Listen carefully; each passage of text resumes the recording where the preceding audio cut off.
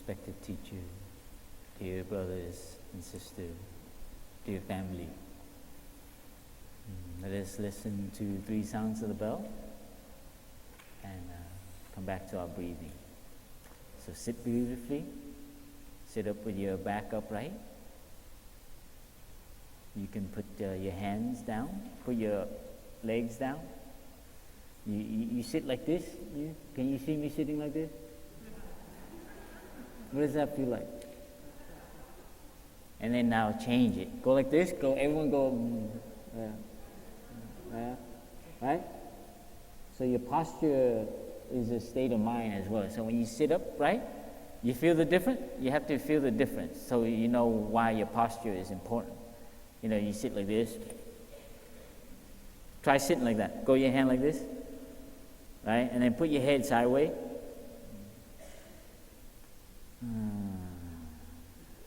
We're going to be over.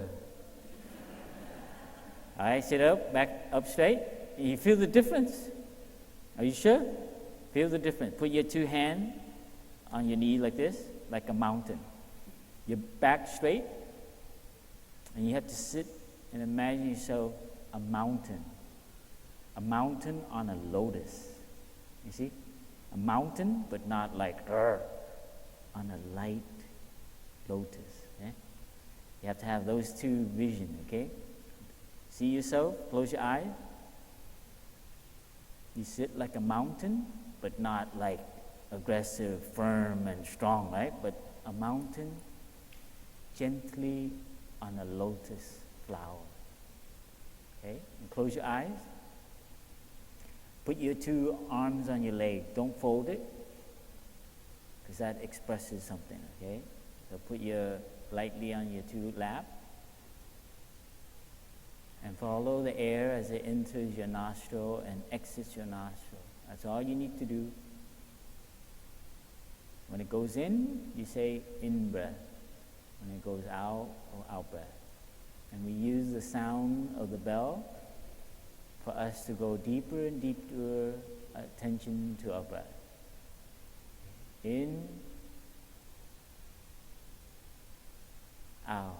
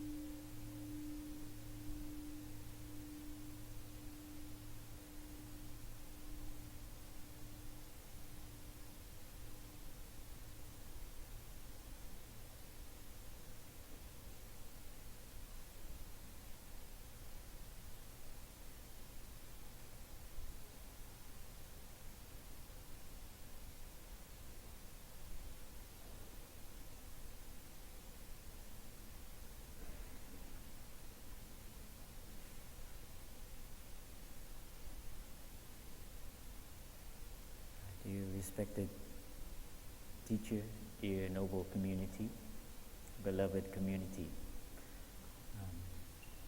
dear children, I want to introduce you to a friend of mine.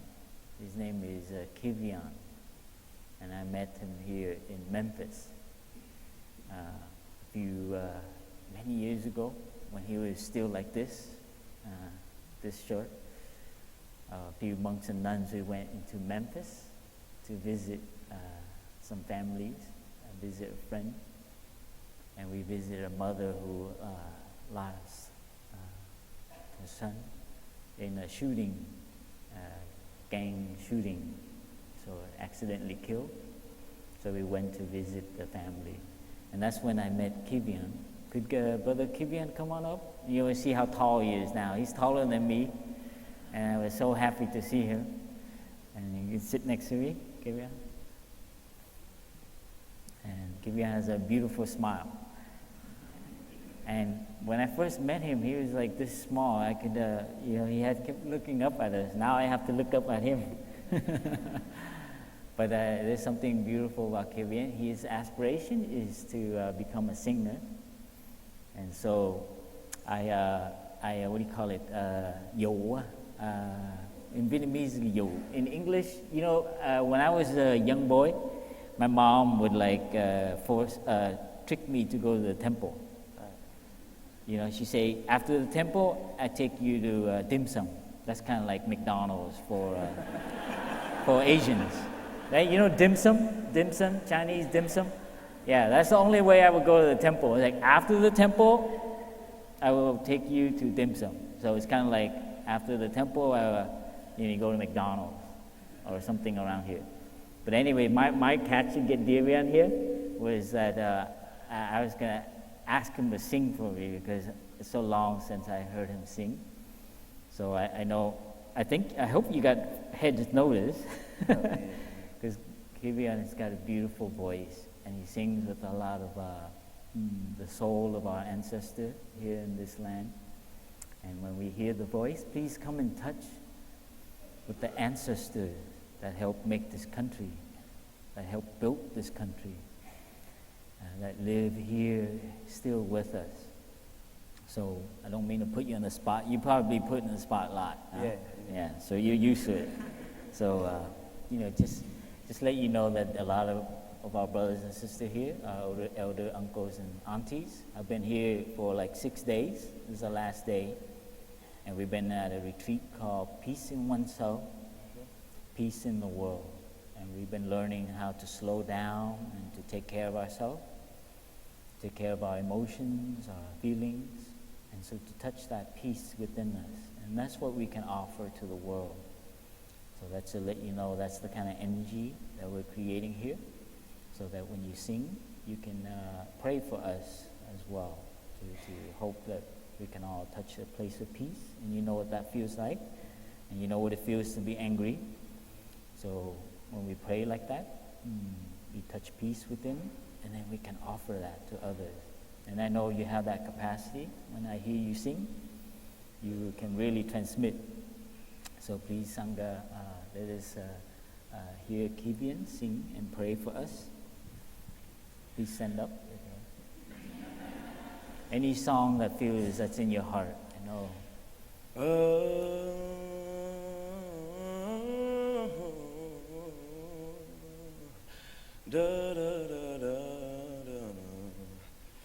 I've been so many places in my life and time,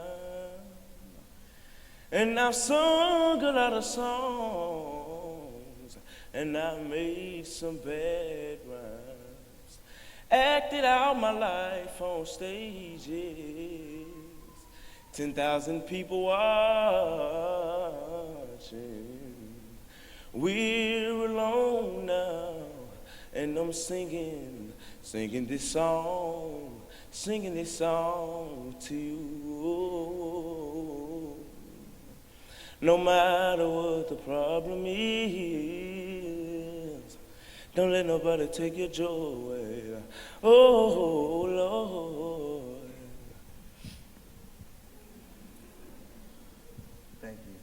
Thank you.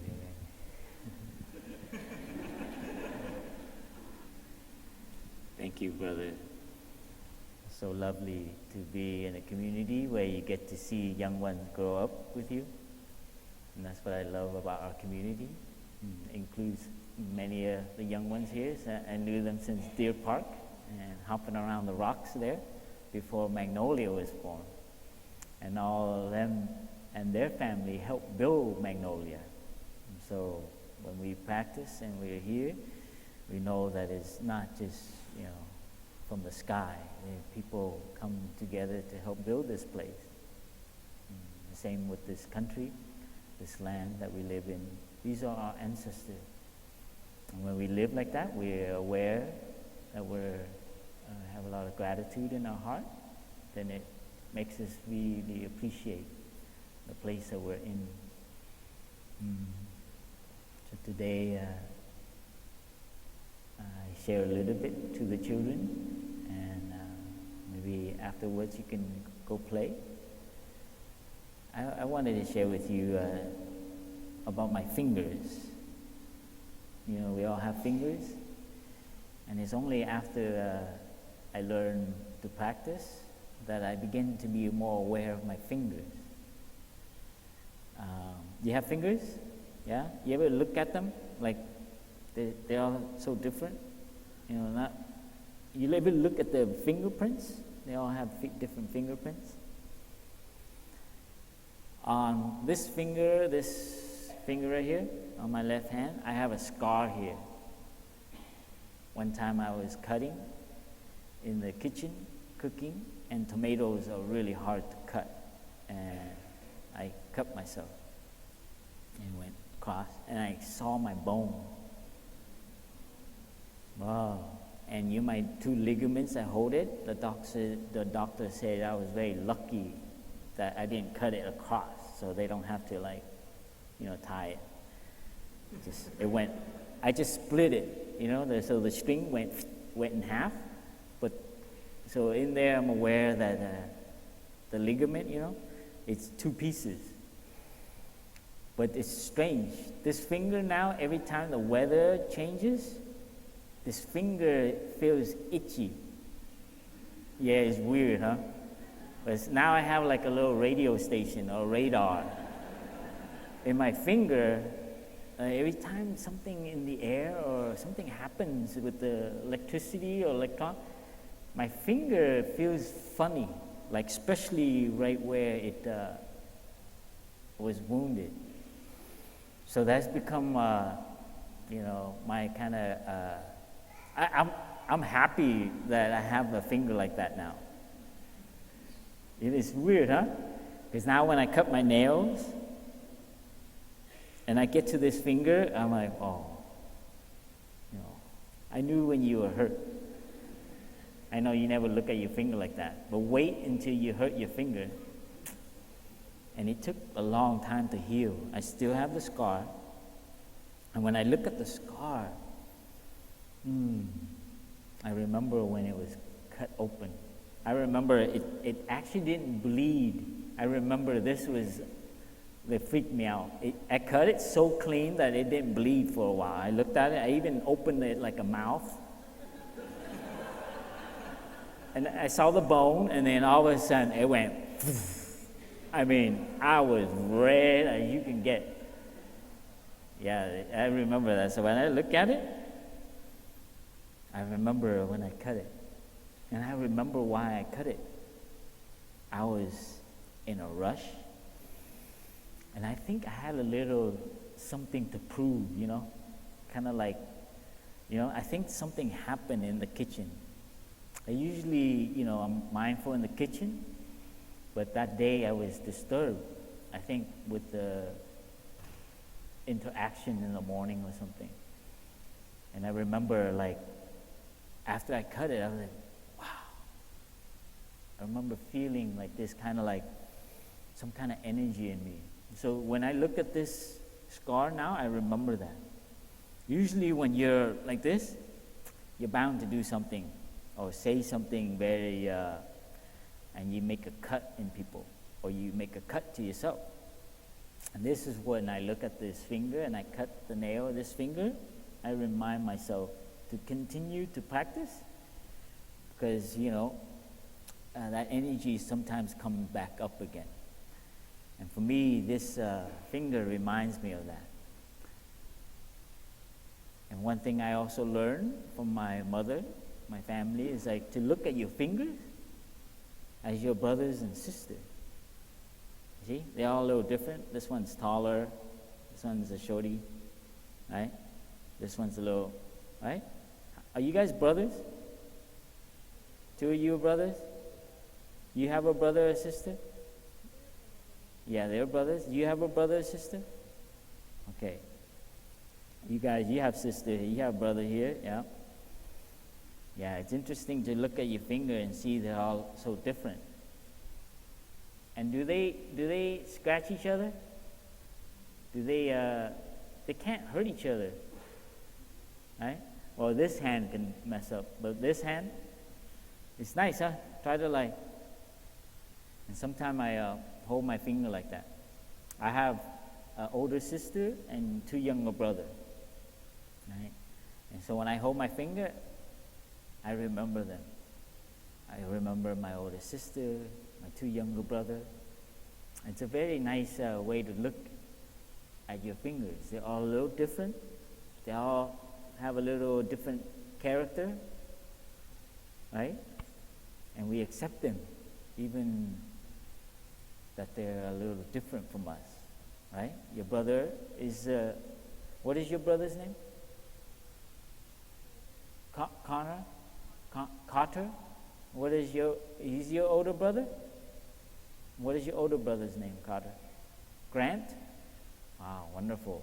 Do you guys get along? No? Do you ever get along? You do, huh? Yeah? Yeah, sometimes their fingers kind of cross and they want the same space, right? They kind of go like this, right? And so we learn to just ride that, right? And then, but there are times when they're like this. They're like working together, right? They're really not fighting, and there are also times when you guys are like working together, right? Playing together. So we can recognize that. It's hard to tell young ones to not fight and argue. That's not. I'm finding it more and more unrealistic.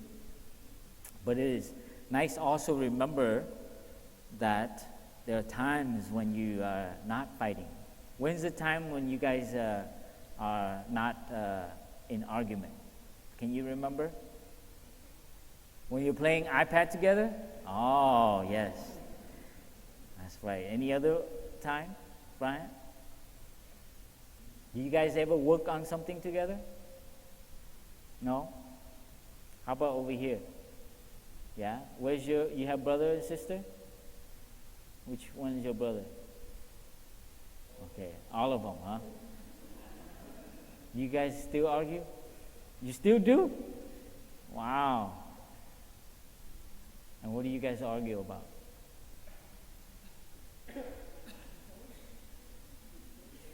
What do you guys kind of disagree about? Is it about politics or?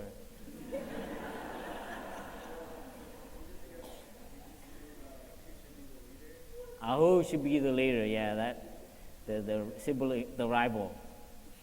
Yeah, that's pretty normal. Like, how come you're taller than me? How come you're in this position? Why do we always have to listen to you? Yeah, that's pretty. Yeah.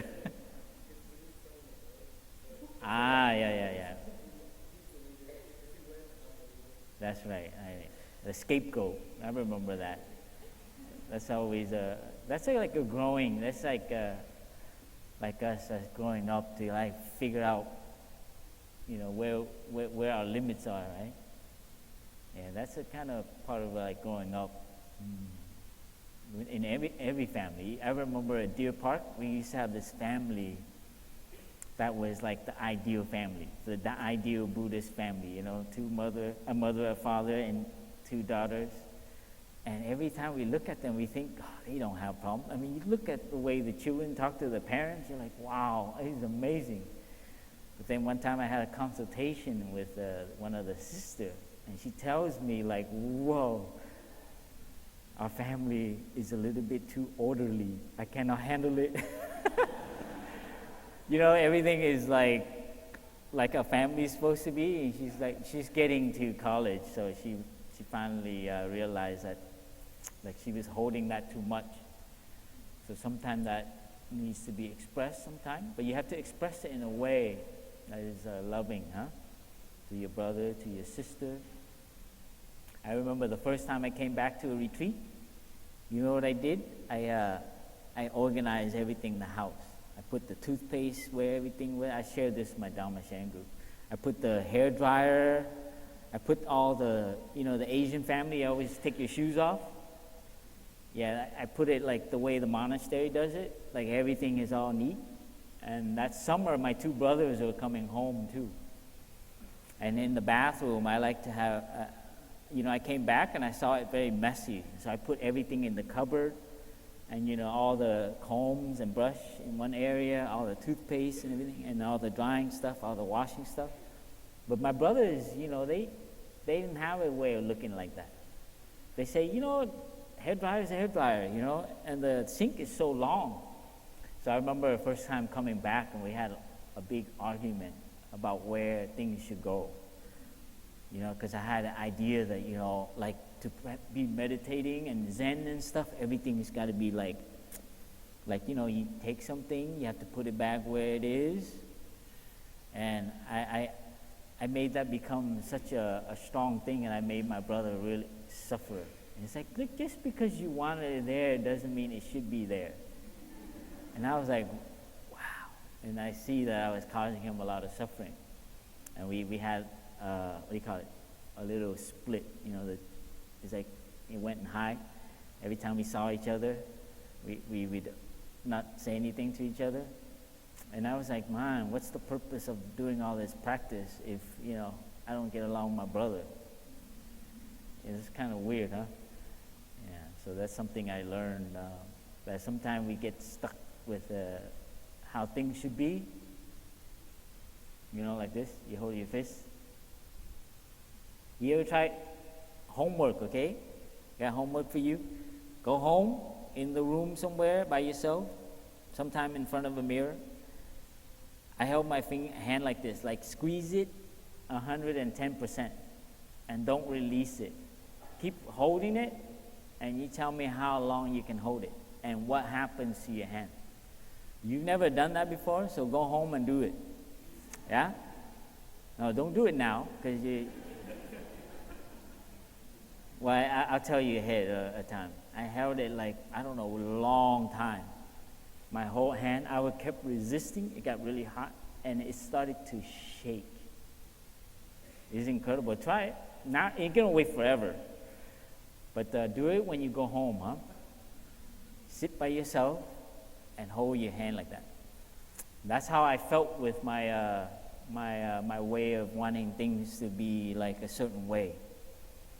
And I think that I got that from my parents, learning to be like that. Do you have parents that are like that? Any of you? They want a certain way? Or they want you to be a certain way? Wow, you guys are lucky, huh? Oh, you don't want to admit it because they're in the room. Yeah? Anyways, I share with you like a little bit of my hand awareness, huh? So next time do you cut your own nails? Yeah? Next time, cut your own nails and really do it lovingly to your finger. How many of you hurt your fingers before? Yeah? So when you get to that finger that you hurt yourself with, yeah, just kind of like try to remember when it was hurt. And that, wow, now it's not hurt. That's something you can try. And also pay attention to the position of your hand and how it feels. Yeah?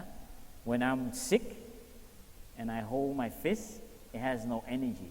All right? Next time you're sick, hold your hand. Try to make a fist. It's very it has no, Or like when you're laughing, try to hold your hand. Right? You can't open a bottle, right? You notice that? When you're giggly, you can't even open a bottle of water. Because it relates to a kind of energy. So pay attention to that. Pay attention to your hand. Right? When you hold your hand like this, sit up and put your hand like this. You see how that feels? Right? So become more aware of where your palm is. Like put your hand like this Like sit up beautifully, sit up straight, right? Put your two fingers together, right? Your fingers, no, your finger like this, yeah, like that. Not together like this, but like tip to tip, like that. And then go back and forth a little bit. You feel a little something between your fingers? Weird, huh? Yeah. See, you're like a battery. That's like there's a little energy there, right? Like this. Oh. Yeah, go slow, okay? When it crosses your heart, tell me if you feel something. Okay, in. Out. Yeah, you see some tingling? Okay, in. It has to go with your breath, right? In. Out. Yeah, when it crosses your heart, you feel that? The blood goes, right? And it comes back, right? This is a kind of energy of your palm, right? The more you become aware of your palm, it's a way of practicing mindfulness. You're more aware when you touch something, when you move something. So this is something I share with you quickly for you to bring home to practice. And so we'll listen to the sound of the bell here for you to go out and play. I think some brothers and sisters will be out there with you. Sister, brother Pham Han and Sister Phu Nhim, okay? So they will continue to explore your hands together, okay? Just the children. So you hear the bell? Okay, please stand up and join your palms. Yeah, stand up. Go ahead. Turn around and bow to your parents. Okay? Yeah. Stand up. There. Hey, go out and play. Sister Phu Nhim is over there on the right side. You see them right there? You can stay if you like, but you go out and play with them. You want to go play? Come. Yes, I would too. But I think I got something else to do.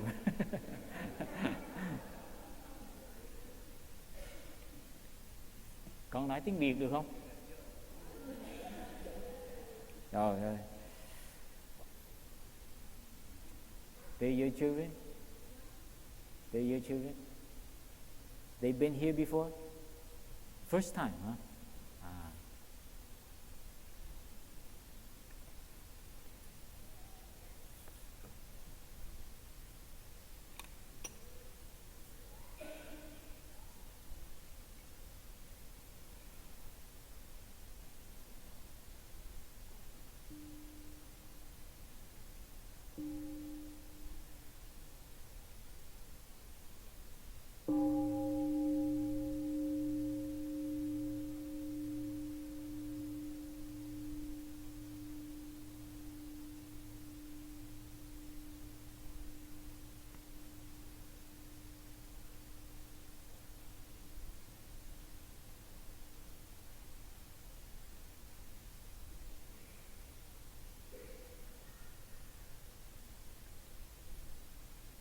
Dear friends, I'm aware also someone pointed out that Ole Miss is here, so I will do a call out to Ole Miss. How many from Ole Miss just came today?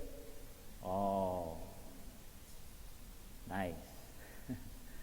I was sharing with Killian that we've been practicing here for about 6 days now on a retreat titled Peace in Oneself, Peace in the World. And we've been exploring that topic, and Sister Annabelle, at the beginning, she shared about taking care of ourselves, about the Four Noble Truths, how to take care of our neutral feelings so that actually we can transform it and have it become a pleasant feeling. So those are the nourishment. And sometime in our daily life we forget that we are some things, like a plant, a flower, that needs to be nourished as well. So that practice is very important, So sitting, breathing, these basic practices we've been doing for the last 5 or 6 days is to nourish ourselves. When we eat and we're mindful and we slow down, this is a way that we nourish ourselves. Before it was just neutral, just fill yourself up and go do what you need to do. But the fact that you sit and slow down, have time to eat, you can turn the meal from a neutral feeling, kind of like just to fill you up, to an actual, can nourish your emotion, can nourish your feelings, and turn it into something wonderful. And this is the practice. And this is a training that can be taught and learned. So just like you learn a gym, I think sister or someone shared already about equating mindfulness training like going to the gym. Like you want big muscle, you work out, right? If you want to be more peaceful, it needs training. So this is something that we've been doing. And Sister Thề Nghiêm also touched on the topic of anger, our emotions, and how to take care of that. Once we have enough nourishment, enough peace, then we have to look at things, look at our habits, look at our emotions. And this is also meditation. At the stopping and looking, it goes together. So when you stop, you can see things more clearly. And when you see things more clearly, it helps you to stop. You see that you're running, you see that you have a certain kind of energy, that gives you an insight that for you to change your way of being. So this is very, very important. But I'd like to share today that the mindfulness practice is not just to like an end to itself. The mindfulness practice is part of a whole path, a way of life, that is not just there for us to be comfortable with where we're at. It's not just to relieve your stress, to find healing for yourself, and it stays there. The true practice will help us look our difficulty in relation to the world. And this is very important, because we are not isolated. We are part of a community, part of a planet, part of a humanity that has a certain way of looking at the world. And we need to look at that. This is some of us might get comfortable in the practice and think that that's all we need to do. And this is not what the Buddha had found. He found a path that helps us heal ourselves and to engage. And they go together. So contemplation and action. So when you realize the deeper meaning of life, all of a sudden it inspires something.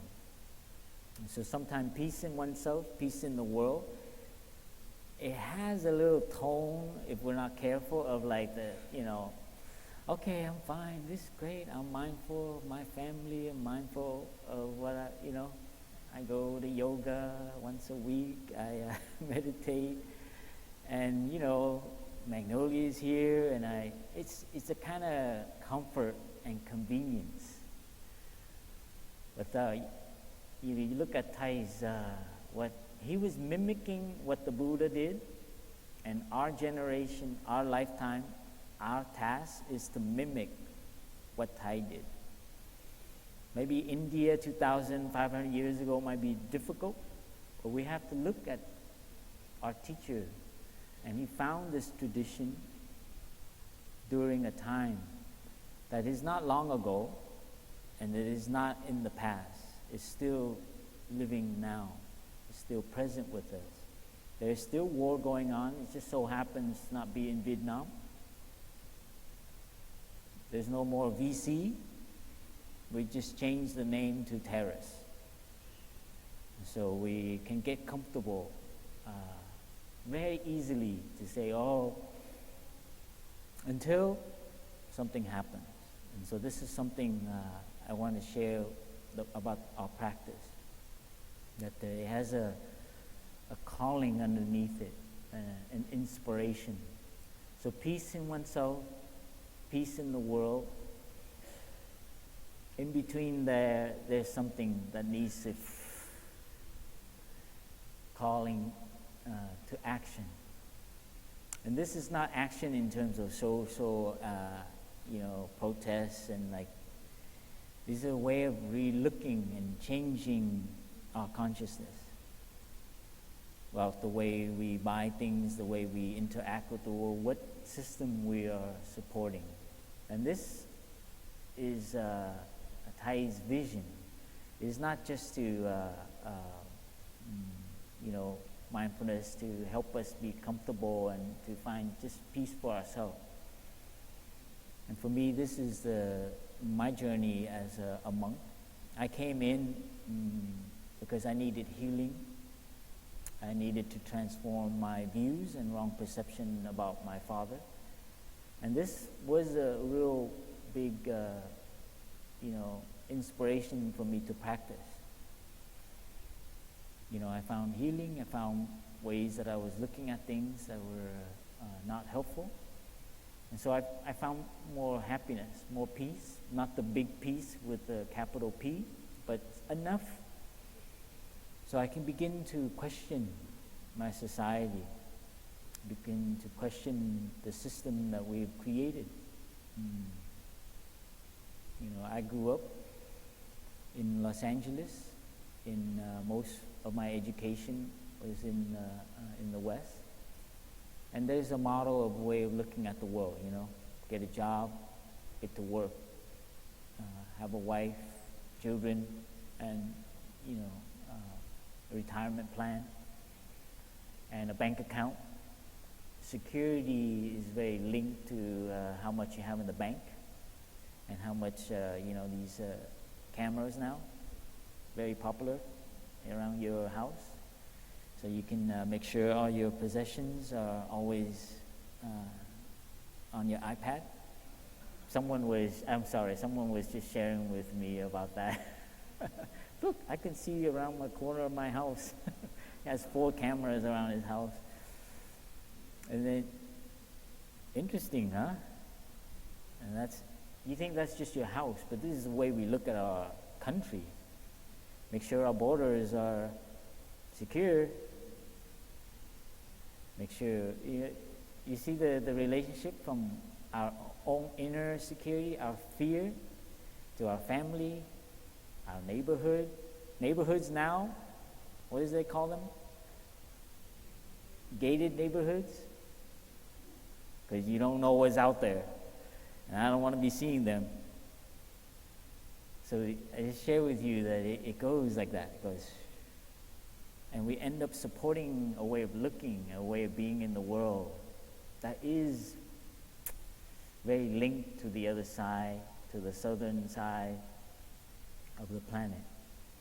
And this is what later, as I stayed with Thai and I learned from my teacher and his history and how he came to be and how he came to find this way of practice, why he emphasized so much community. Thai is always talking about Sangha. So this is something I'll get to. But before that, I'll share about our way for us to begin to tear down further the things, the views, our way of being, our way of looking at the world.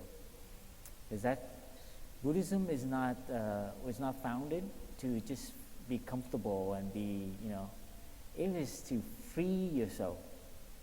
And this is what mindfulness now is. I kind of like left off. Kind of like in a way yoga now is like for exercise and for looking, beautiful. Yoga, LA Yoga. Was it LA Yoga? Is that right? I forget. There's a magazine. I'm sorry. You're LA. No, something yoga. But I looked through the pages, it's all about body beautiful, you know. So yoga somehow lost its spiritual, some places. Some people are trying to find that back. That it is also a mind training and a way to transform ourselves in the world. And the same thing is happening with mindfulness. We have to be very careful. So mindfulness here will help you be liberated to its complete end. They call it the other shore. And this is, we need to keep this North Star in mind so that we're not just, okay, this is good enough, I'm happy enough.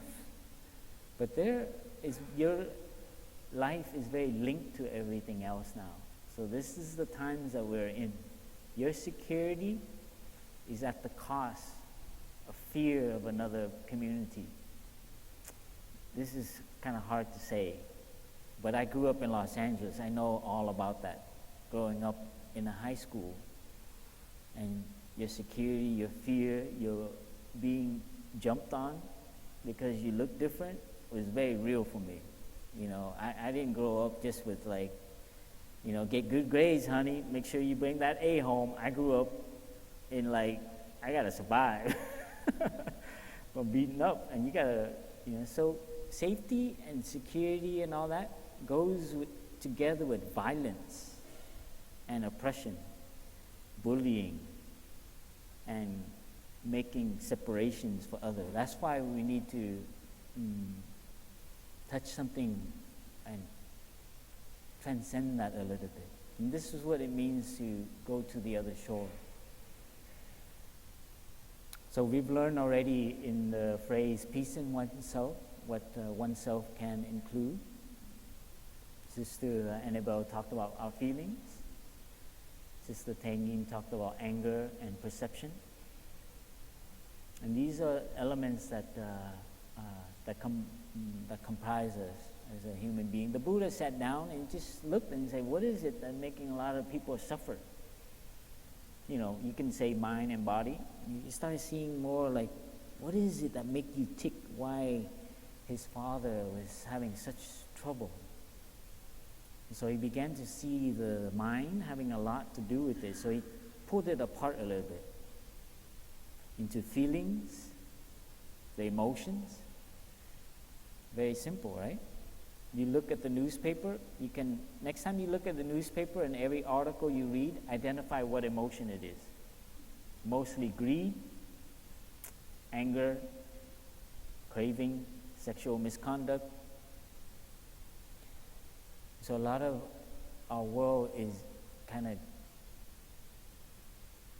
guided by emotions, wrong that are based on wrong perception. That's the second thing that he recognized. The Buddha saw, wow, people have wrong ideas about each other. So he divided the mind to feelings, a block of feeling, and a block of your perception. So what comprises us is the way our emotions is one, and our feelings is another one, right? And that is included in mind. And the mind here is also the collective mind. We have the mind of our parents. Do you think you're going to be different from your parents? I sometimes wish that. But more and more I see, wow, I'm like my dad. And I'm like my mom. You know, and it's okay. You just got to recognize that. And you're also a product of your culture, the collective mind of society. And know that you are a product of what we call America. Big gulps. The potato chips bag this year, I come over, they're this big. I was in Deer Park, I mean, it's like the size of a pillow. I mean, they were like this when I was growing up. And then they had some that got a little bigger, but this year, just to point out, they are like this. You can use it as a pillow. What does that say about our culture? The cars, bigger, they look meaner. I look in the rearview mirror, I feel threatened.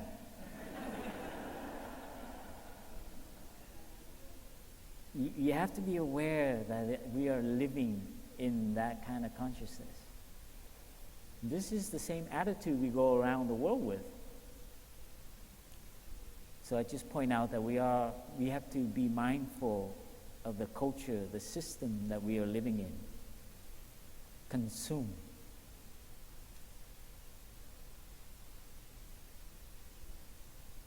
It's, I came home and I saw my father, he has a little, a dustpan that maybe 25 years ago, before, it's still there, and he fixed it. He mended it with other pieces of metal, and he tied it together. It used to be a plastic blue one, and he cut a piece of metal from another one. He tied it together. He actually made it even better, because now the lip is metal and it's straight. And when you sweep dust into it, and my father also fixes the fly screen. It looks really ugly, It's like pieces of it. But it's really nice. It's like you look at it and you're like, wow, and he tried to save it to this very last end, And I was like, but I had the thought, I was like, God, I wish you'd just buy something. Get another dustpan. You see the culture? Like, God, it's so cheap, Go to Home Depot, Dad. But I saw that and I kept my mouth shut. Because that is just me wanting my dad to consume. And yeah, he can buy it easy, but he has to throw that away. He has to buy from someone else. So you have to appreciate that. And it's, we're not aware of that. That actually, we're now the culture of like, oh, you don't like it anymore?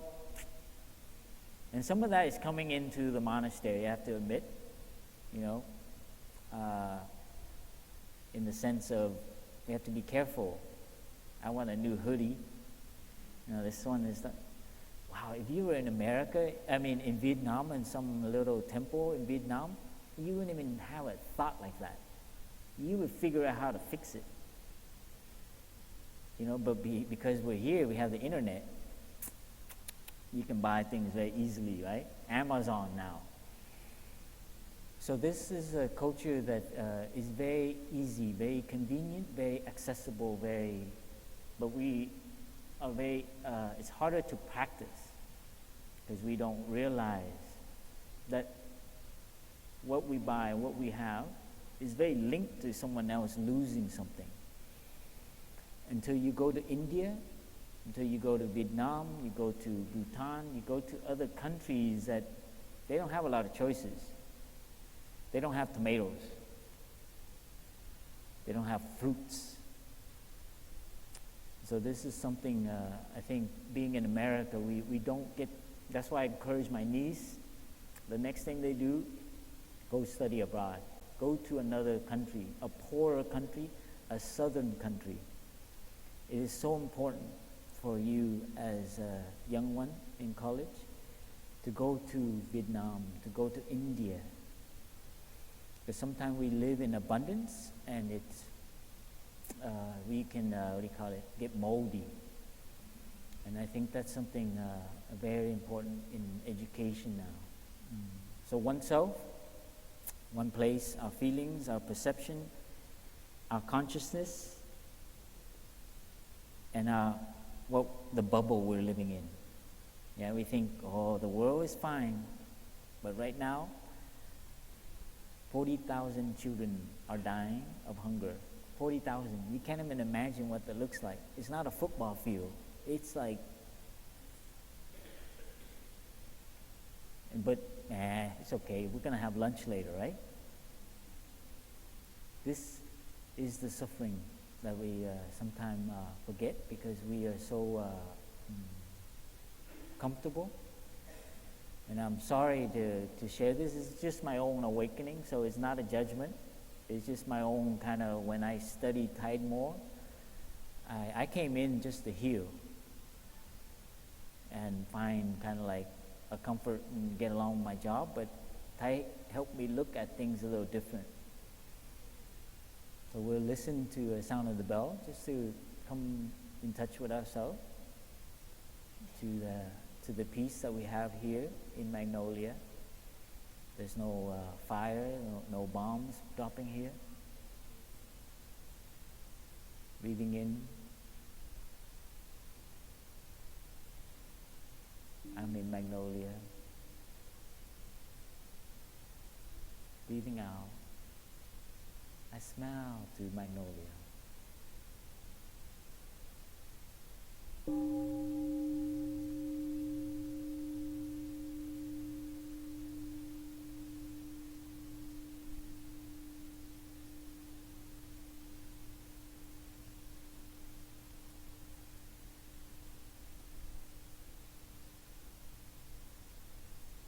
Peace in oneself, peace in the world. So oneself we need to practice so we can understand what that means more and more.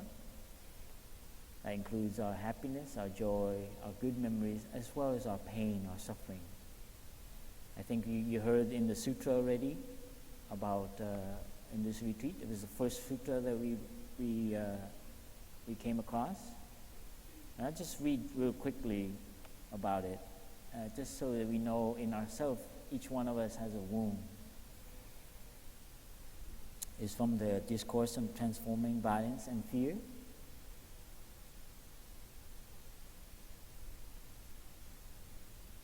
People in the world experience one suffering after another, like a fish living in a pond that is drying up day by day. In a situation of suffering, violent thoughts easily arise, and people, in their ignorance, seek to relieve their suffering by terrorizing and punishing others. The whole world is burning in violence. In the 10 directions, all is in chaos. There is not a place where there is real peace and security. Everyone sees himself as superior to others. Few people know how to let go of passions. Not having seen this reality, people continue to hold hatred and ignorance in their hearts. Binding themselves in these states of mind, they bring themselves more misunderstanding and suffering. I have looked deeply into the states of mind of unhappy people and have seen hidden under their suffering a very sharp pointed knife. Because they do not see that the sharp pointed knife in themselves, it is difficult for them to deal with suffering. And I think the pointed knife represents many things to us, depending on our family upbringing, depending on the different point of views that we have. And this sutra to me is the kind of wake-up bell in our social action, in our engagement to help society. We have to be very careful that we remove also the intention is also to heal ourselves and to remove. Mine was anger towards my father because I had certain views about him. And this resentment was my sharp knife. Every word I said, everything, every protest I did is just out of anger. And I realized that anger is just because I didn't accept myself and my family and my father. And this is the sharp knife, my sharp knife, that Tai helped me remove. One of them. I have a few more. I'm also very stubborn and very proud. That is a sharp knife, but that one takes a little bit more. I move carefully so it doesn't hurt me. Pride is one of the huge ones, huh? And so finding peace here, peace for ourselves, we first need to recognize that there is the sharp knife. Or I would say sometimes there is war in us. We're constantly fighting with ourselves because of our wrong ideas about ourselves.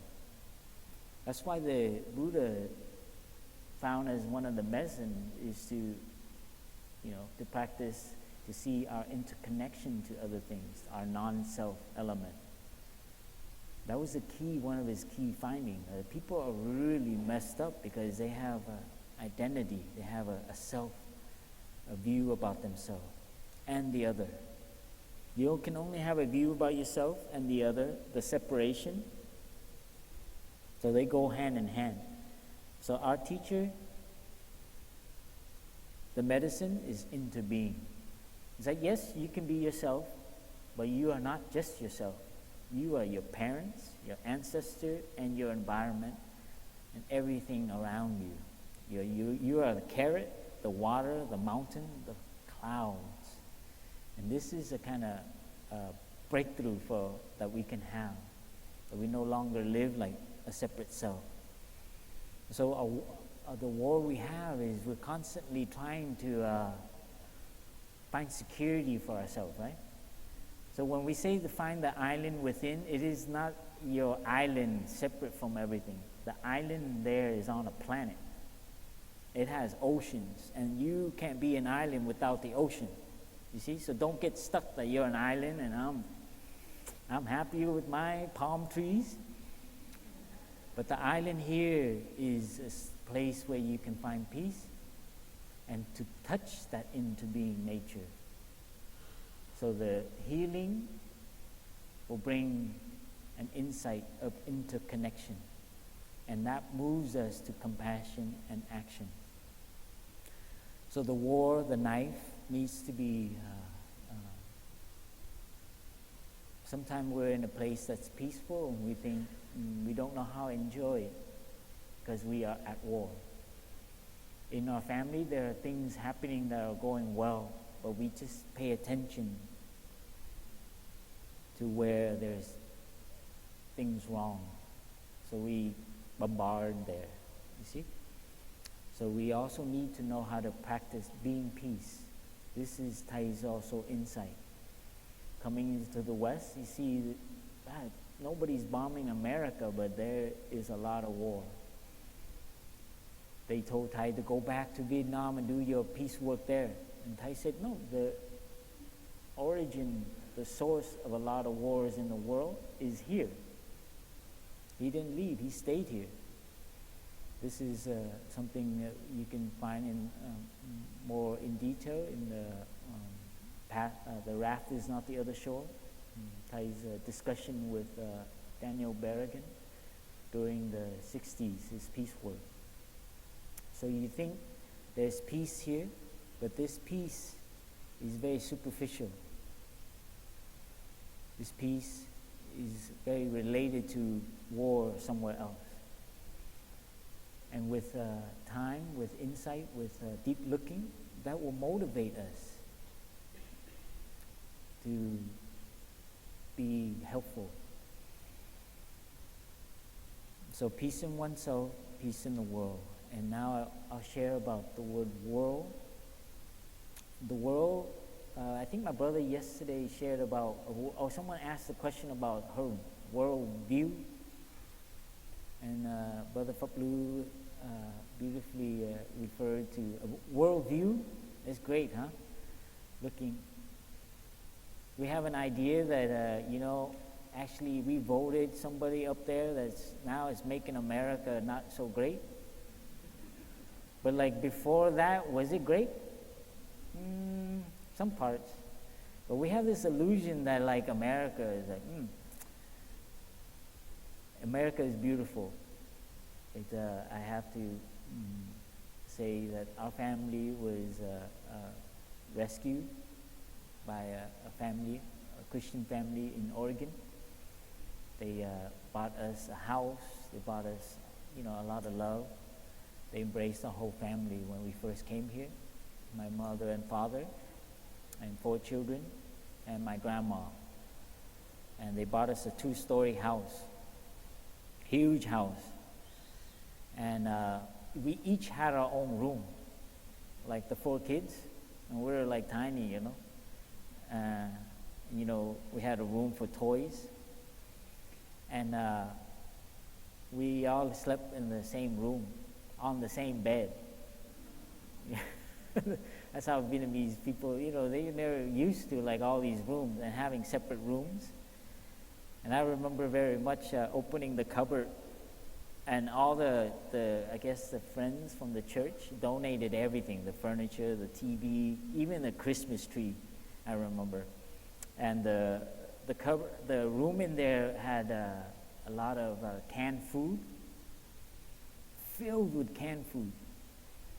And I'll never forget that. It's like I've never seen so much food in my whole entire life.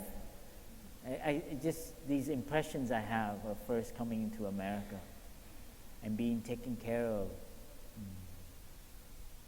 by our friends. And so our worldview is, the word view is very important. And this is also part of our task, is to look at our view and to look at the view of our country, of our friends. So practicing meditation, deep looking is very important. So we have to see that how the world is very shaped by how we look at things. If you look at the human evolution, and you can see it's just an evolution of what our consciousness became open to, right?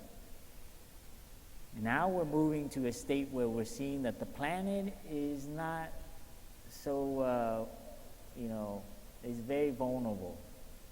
It's not as something we can just keep extracting from. The economic system, the industrial system that we have. We thought that, just keep using it, it'll be fine. So we're at a state right now where we're beginning to see another growth in our consciousness. And this is, it has some growing pains with it. There's some resistance. You look at the history, when we said that the earth is not the center of the universe, people had to be killed for that, right? Or I don't know, when we thought that the earth was flat. Can you imagine that? Someone thought the world was flat. And don't go out there. You don't know. Barbarians, terrorists. Don't let them come in. So you have to, meditation, you get to do all this. It's fun.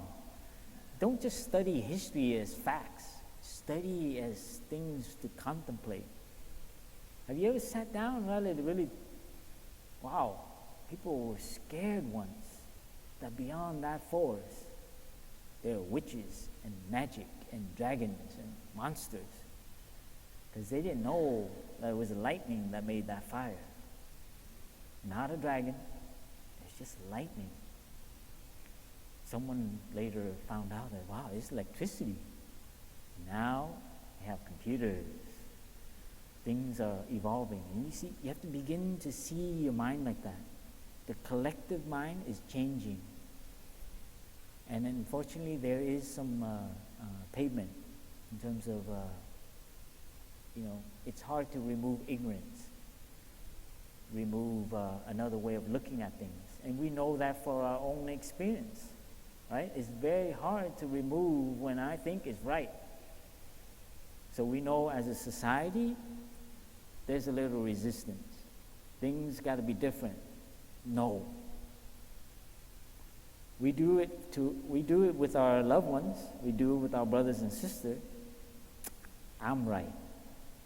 That's another level of having to change, right? So this is something meditation can help us become more aware of views. These are just different views, different perspectives. I think Sister Tayin touched it beautifully. To begin to look at people, they have a different way of looking at things. And this is the beginning of learning. When you're at that, Tai shared about the ladder, you're on that step, and you think that's the top. You don't realize there's a lot more steps up there. You're never going to make that another step if you think what you know is it. So this is something meditation can help us. The journey here is to remove views. In Buddhism, is not to accumulate more knowledge and more views, but the views help us let go of them. So in school, you learn, right? You accumulate. In Buddhism, the more you release, the freer you'll be. That includes your view. That's tough, huh? Who said walking meditation should be slow? I hate slow walking. I had a view like that, but I never even tried slow walking. It's hard, and I wanted the easy way. I want to walk like a free person. That's like who I am, you know? And that's my ego, my pride. But I never even tried walking and really enjoyed the steps. I think I did. I probably experienced it for like 10% of my training. But I say, oh, I've done that enough. And then now I want to walk the way I walk. Underneath there is a pride. There's a kind of like protecting something. It's like, I don't want to conform. I share with you my training. It's, you know, growing up in America and having to go to these monasteries, it was tough. Growing up in LA, identity was, I didn't want to let it go. So views, very harmful because they block you from learning that there's another way. And so when we talk about view, is part of a path. And we've learned already from the two sisters, the Noble Eightfold Path. Sister Annabelle touched a little bit. And I'll briefly go through. There's for you to like quickly learn how this helps us on the practice. There's speech, there's thinking, speech, and action. Okay, remember those three. Okay, those three is how we are living in the world. That's how we output through our speech, through our thinking, and through our action. So mindful of our three actions. How we think. And we think it has nothing to do with how it affects the world, but it is an action. Just be more observant, be mindful. When you start thinking something about the other person, and when you see them, it moves to action, right? So watch out when you're listening to the news. In California, I said NPR. I don't know in Mississippi what it is, but there's a kind of news station that everyone listens to, and everyone thinks like that. In the morning, you know, you didn't even have that way of thinking, but you listen to the news in the morning, all of a sudden,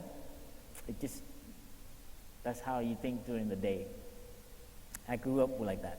You know, the car, driving, listening to NPR. By the time I get to the office, I want to have an argument with somebody. Seriously, it is a tough, but to see that, oh my God, to see that your thinking moves to your mouth and to your action, and that happens a lot. That's how we interact, huh? And there on the part of the path is also mindfulness and concentration. Those are energy. See them as energy. When we practice to be mindful, and while we eat, we can cultivate that energy of mindfulness. It's a kind of awareness, see? And we need this kind of awareness to know what is going on between the minds and the views. So you need the energy of mindfulness just like a flashlight that can help you go through the jungle. There's a lot of viewpoints going on right now, and you need to be mindful of how you're listening, because it affects your thinking. And so that mindfulness, concentration, helps you stay on focus. I see that's what's doing to me. Not going to happen. So you stay on focus. Stay on the path. As for concentration, you're very easily jumping all over the place. So that training in concentration is very, so we eat, and we eat only, not texting. When we're on the computer, we sit and we turn it into a meditation. email comes up, because we're mindful and concentrated on our breath, you see how that email touched you. You can only do that if you're concentrated. Another word for concentration is a stillness. If you can get your mind to be still while in action as well, you can see a lot of wonderful things in your mind. And that is deep looking. That happens while you're engaging. You see where contemplation is not like folding your legs and going to the forest. Contemplation can happen in engagement. I'm not going there. That energy will only provoke more violence. So you need that kind of stillness to know when to act. Don't touch it. That gentleman right now, don't say it. It will not help. So you know what you're entering. This is very important as activists now. There's too much action. There's not enough non-action. So we need more of that to bring more peace into that. Sometimes the action is through our energy more. So it looks like we're not acting and not involved, but we are involved. Because through the nature of interbeing and through bringing them to our awareness, bringing them into our heart, and when it is the right time, you will be a condition. And knowing when that condition is something cannot be taught. I watched Thai and how he's moved and how he chooses what to be involved in, and you can see that, Thai lived through a wartime, You can't be thinking about a lot of things. You gotta So I recognize that in Thai. And he's so compassionate. One time, I'll just tell you a story. We were in Upper Hamlet, and I was attending, and Thai had to go give a Dharma talk. And we had this person, we found out after he had some bipolar issue, and he was not taking his medicine. Many practitioners come to meditation center like ours, and they feel very happy, and they stop taking their medicine. So they kind of go a little bit. They think they got enlightened, and this one particular young man wanted to tell Thai that he's enlightened and that he needed to tell Thai. And he was sitting in the front of his hut, and Thai was inside, and I was in there, and I was like, Thai, and we already knew he was going to make trouble. And I came to Thai and I said, Thai, I think that young gentleman wants to speak to you, and he's quite aggressive. I don't know what he's going to do. And Thai said, just go out and sit next to him and talk to him, Gong. And so I did. I went out and I sat next to him, and I can tell from his eyes that he's a little bit unstable. I have no idea what he's going to do. So I just asking him, trying to bring him to the present moment. Like, oh, that's a nice bush, huh? And he wouldn't look. Oh, nice clouds, and he wouldn't look. So I was trying to bring him back to the present moment. And then in the back of my head, I hear, and I turn around. And in the hut, there's a window in the back. And Thai opened that window and he jumped. I mean, it was really high. Thai just jumped out of the window, and I see this brown thing go up. And I was like, I've never seen Thai do anything like that. And in my mind, I was like, wow. I mean, I was trying to talk to him, but I think Sister Annabelle remembers this, because some brothers went and got Sister Annabelle from the Dharma hall to come back. Well, anyways, Thai went to go give his Dharma talk, and a few brothers, and I think I remember Sister Annabelle being there, because I remember what she said. He turned around. I was trying to be compassionate, and Sister Annabelle looked at him and said, you go into the hall and sit like everyone else and listen to the Dharma talk. You are special, but everyone else is special too. So just sit in the hall and be like everybody else. And he did that. Incredible. It was just like, I was like doing compassion and like trying to help. You see, two different approach, right? I was like, I'm so sorry. So go fierce compassion. Boom. I mean, but in her, it was not out of aggression or violence. She knew what to do. I learned my lesson. I was like, wow. Up to this day, I was like, so somehow the stillness in you would know. And this is something cannot be taught. And it will not be learned in the school or any training. It is only learned by coming inward and touching that peace. Because you cannot recognize stillness if you don't have it inside yourself. This is the insight. You don't know what silence is if you've never sat in the forest among the trees. So we are so used to noise, to news, to ideas, to opinions, that we don't know what it is to not have an opinion. To not have an opinion is the greatest freedom. You ever watch an argument, you're like, wow, I'm so glad I'm not in that one. That's just a little taste of it, huh? But to have no opinion, they're throwing stuff at you, like, well, yeah, that's just a word. It's not my present. Don't bring it home. This is the freedom. We can touch it, we can taste it once in a while, but it is the greatest freedom. And when you touch that, the happiness, it goes deeper. It's a more spiritual happiness. It's not dependent on getting the way things you want.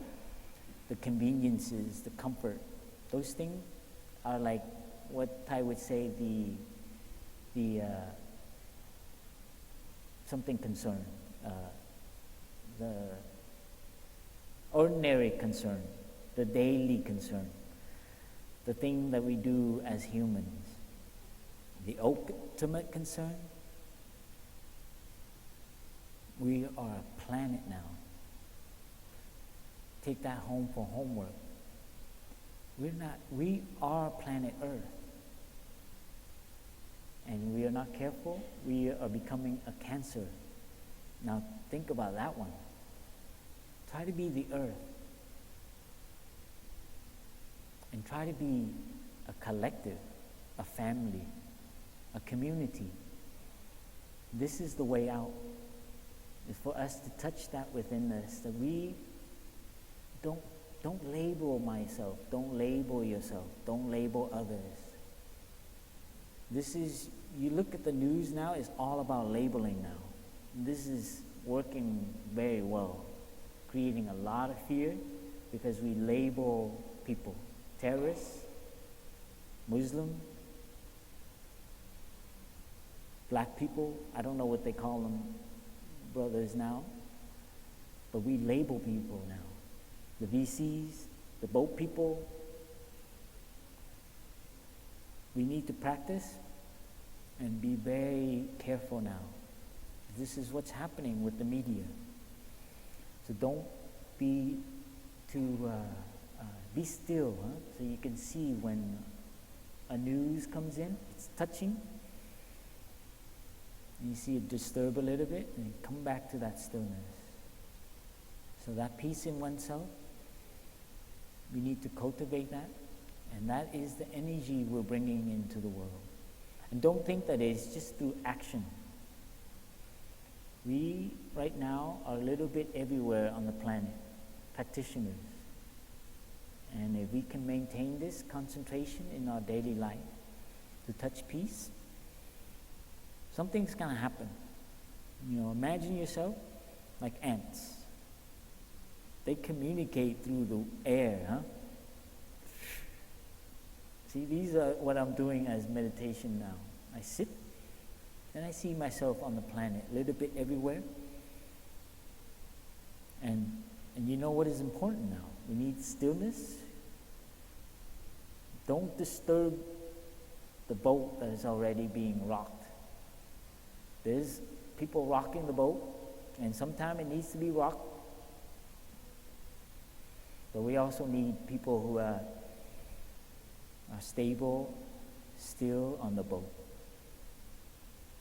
And so this is the task of our teacher, to bring action and contemplation together,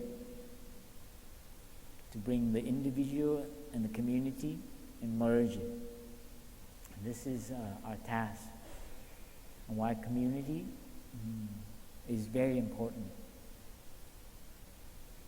This is ties what he's leaving. He's leaving a system for us to. He's not leaving practices for us as individuals. He's leaving us a way of being together. That's what he's doing with the monastic and the fourfold sangha. These centers are places where we can model another way of being in the world. And this is what you see. You touch it reading Thai's book, but after you read the book, you come here, some of you, and you, wow, I know how that works. That is contemplation through action. You see how people wash their dishes. Why didn't somebody get a washing machine? It's such a waste of time. I mean, it's only, a couple of $100. But why do we do that? It's to bring the ordinary things that, the convenience, the comfort, bring it alive. It is not an inconvenience to fix the fly screen. So this is something where we have to look at our views, and collectively we can do it together. So we don't have to do it alone. So very crucial, please, in whatever form, whatever name you call it, but know that it is bringing and building a sense of connection, community, family. This is what you felt during this week. A sense of community, something you haven't touched for a while. And this is what people are needing for their own healing and for the healing of the collective, of our planet, of our world. So I know we are on our last day, and we have still lunch together. I just end here by sharing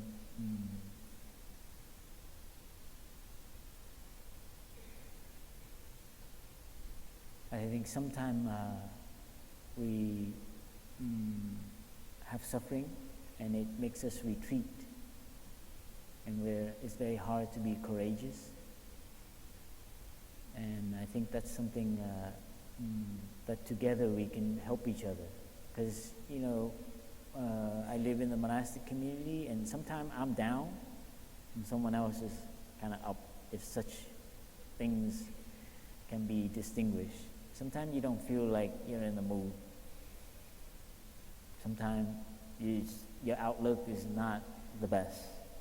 You take a break, and then other brothers and sisters do it, and you see yourself through them. You see that? That's why community is so important. For us to heal ourselves is not an individual work. You have to do it together. And this is, if those are in psychology, please, in psychiatry work and all that social work, healing of one person individually is no longer can see it like that. You have to see it as a collective. Because the person goes back to their environment, it will be the same. So we have to begin to see that healing oneself is a collective work. You have to see the environment they live in, the family they grew up, and have that be part of it.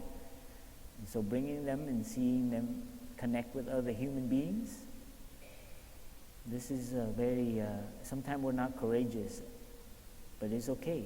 There's someone else doing for us.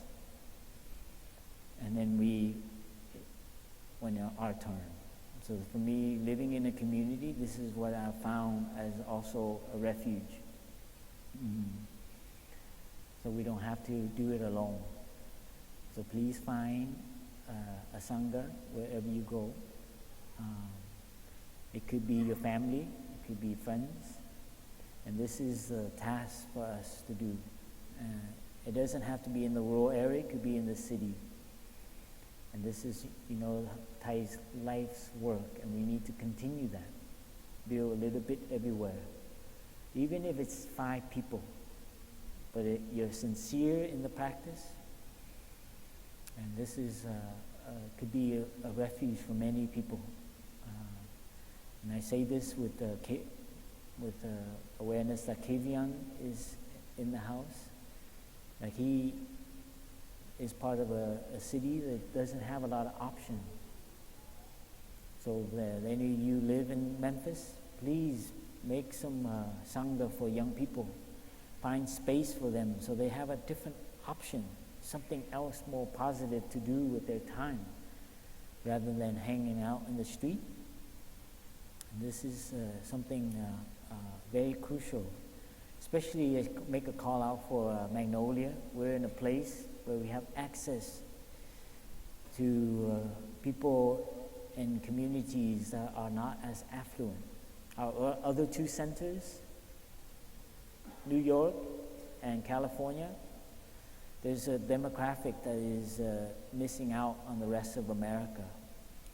So I share this also to my Vietnamese uncles and aunties to do a little bit of stretch a little bit. So we are also accessible to people and communities that are, and it's not Buddhist thing. It's not we're trying to expand Buddhism like proselytizing, but it is to bring the practice of peace. It doesn't have any color to it. It is peace, no color. Happiness, freedom. Nobody claims that. So as Magnolia is growing, is beautiful, we need to also share it. This is something our teacher, when he was here, he shared about that. And this is a wonderful opportunity to experience that in this retreat, to see the Vietnamese brothers and sisters, the uncles and aunties come with the uncles and aunties from other parts of this region. It's wonderful. From Atlanta, some of my Vietnamese uncles and from Atlanta, that's so nice. And Omaha, wow, these areas that our brothers and sisters haven't gone to, and we need to open up. So thank you for being here with us for today, for this week. And please continue your path of healing and transformation, your path of service and inclusivity. Thank you for listening.